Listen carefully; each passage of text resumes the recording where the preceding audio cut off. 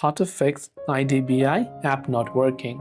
If the IDBI application is not working for any sort of reason for you, you can start by checking your internet connection. If you're using Wi-Fi, you can try switching to cellular data or vice versa and see if that helps you.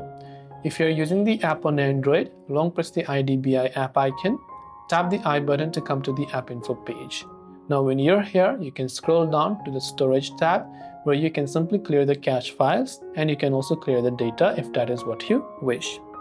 If that doesn't help as well, on iPhones you can offload the app by the way. Go to your Play Store or App Store and search for IDBI Bank update. Check if the app has an update, and if it does, make sure to update it to the latest version.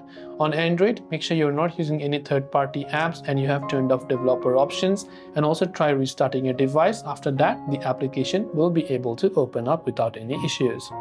Hope this video helped you out. Thanks for watching. Do subscribe for more tips and tutorials such as these.